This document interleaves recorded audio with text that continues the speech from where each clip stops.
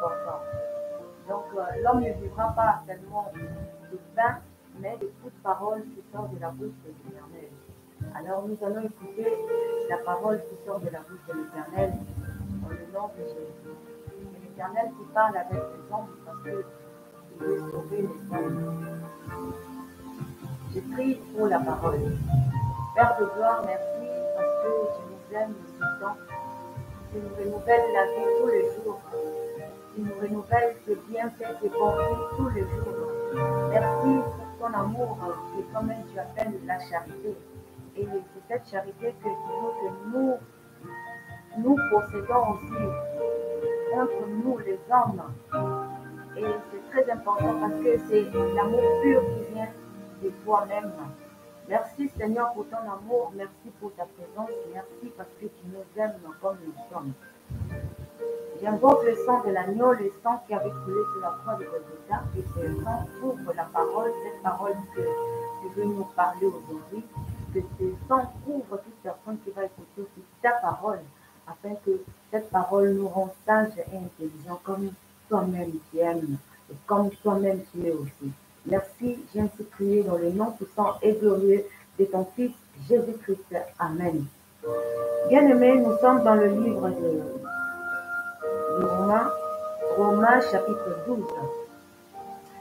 Romains chapitre 12, puis j'ai lu à partir du verset 6 et 7. Le Seigneur dit, puisque nous avons des dons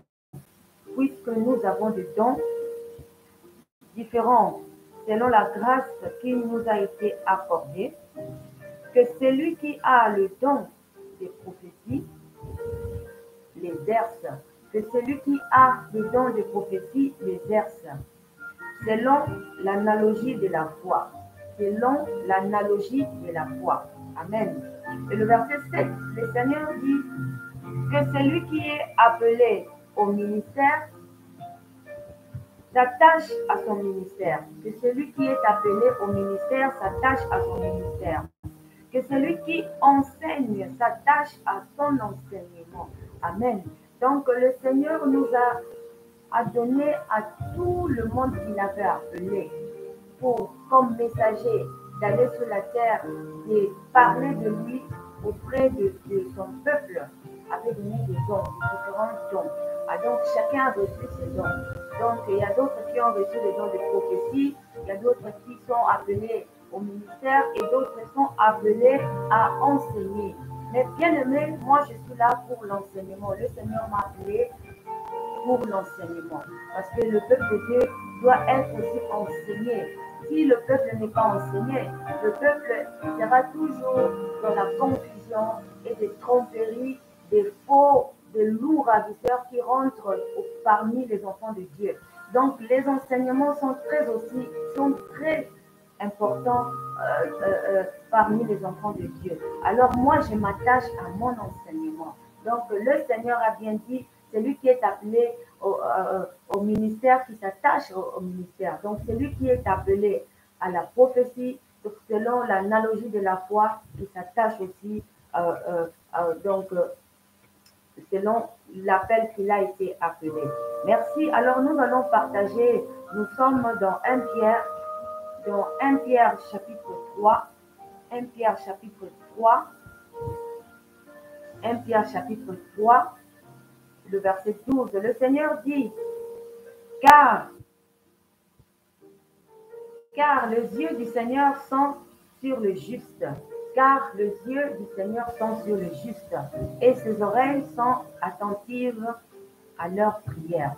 Les yeux de l'Éternel sont sur les justes, et ses oreilles sont attentives à leurs prières. Mais la face du Seigneur est contre ceux qui font le mal. La face du Seigneur est contre ceux qui font le mal. Donc, bien aimés, nous sommes sur la terre des hommes.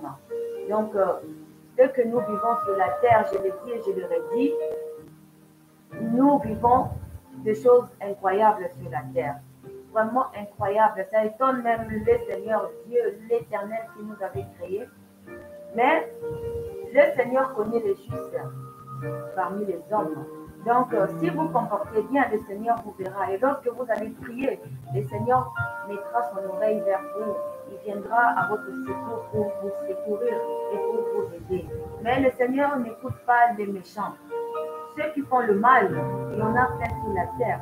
Mais le Seigneur les connaît aussi. C'est lui qui a tout entre ses mains et c'est lui qui prend soin de tous ses enfants. Alors, le verset 18, le Seigneur dit dans 1 Pierre toujours, le chapitre 3, le verset 18, le Seigneur dit, Christ a souffert une fois pour le péché, lui juste pour des injustes. Christ a souffert aussi une fois pour les péchés. Christ qui était juste, il a souffert pour les injustes, afin de nous amener à Dieu. Donc, le Christ avait souffert pour nous, afin de nous ramener à Dieu. Ayant été mis à mort à la chair, ayant été mis à mort quant à la chair, mais ayant été rendu vivant quant à l'esprit. Donc, ayant été mis à mort quant à la chair, physiquement, le Seigneur était mis à mort, mais son esprit était resté vivant. Donc, c'est très important. Alors, le verset 19, le Seigneur dit, dans lequel aussi il est allé prêcher aux esprits en prison. Donc, dans lequel aussi il est allé prêcher aux esprits en prison. Donc, le Seigneur était allé prêcher aux esprits qui étaient emprisonnés. Donc, lorsqu'il était mis à mort, il était rentré, lorsqu'on l'avait mis sous la terre, donc il était parti faire aussi un travail. Il était parti aussi faire un travail aux esprits qui étaient en prison sur la terre.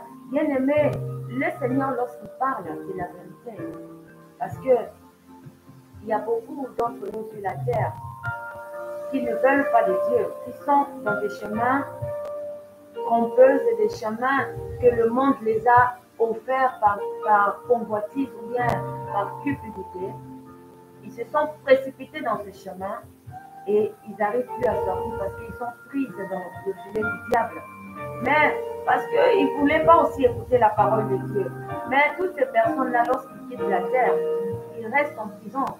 Donc, ils restent en prison. Donc, le Seigneur Jésus, lorsqu'il était venu pour donner sa vie pour nous sauver, il était parti aussi faire ce travail pour aider aussi ceux qui étaient emprisonnés.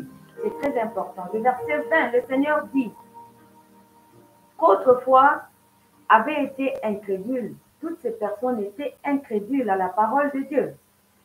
Lorsque la patience de Dieu s'est prolongée au jour de Noé, lorsque la patience de Dieu s'est prolongée au jour de Noé, lorsque l'homme commet des péchés sur la terre, le Seigneur lui laisse le temps de changer.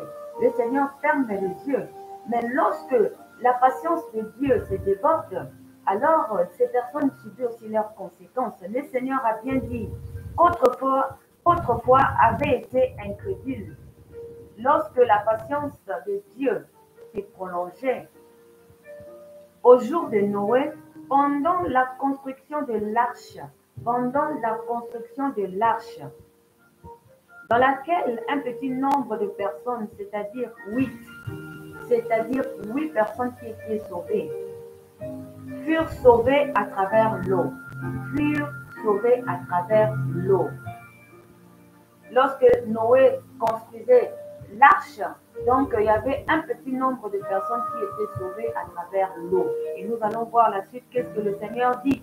Le verset 21, le Seigneur dit, cette eau était une figure du baptême. Cette eau était une figure du baptême, qui n'est pas la purification des souillures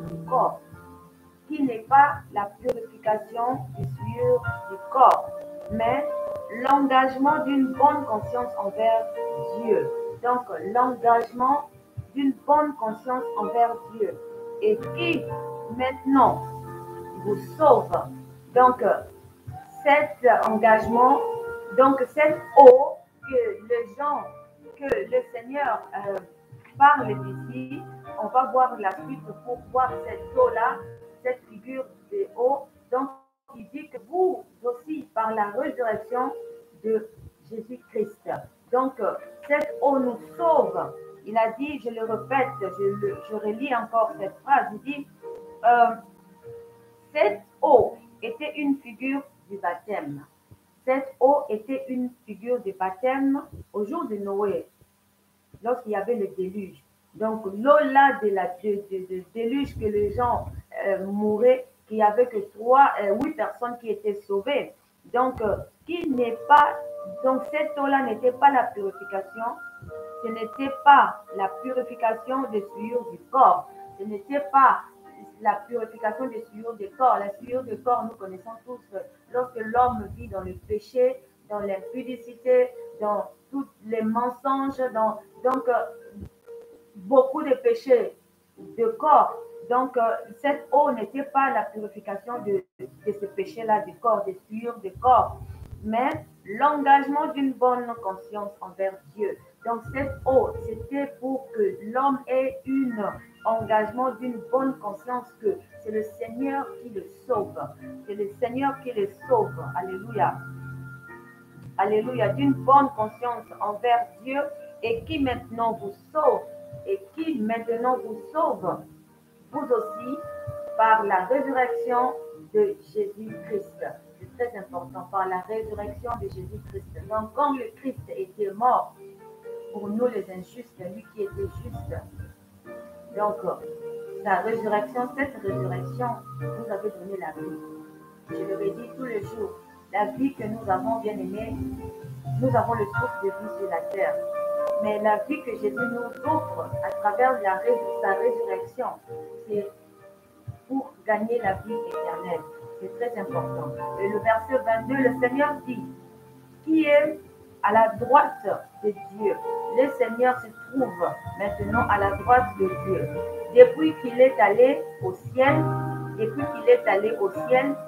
les anges et les autorités et les puissances lui ont été soumis. Donc, depuis qu'il est assis à la droite du Père, donc les anges, les autorités et les puissances lui ont été soumis. Donc, le Seigneur avait fait un très grand travail pour vous et moi, pour nous sauver, bien-aimés. C'est très important. Et le Seigneur dit que nous devons avoir maintenant une bonne conscience d'engagement envers Dieu.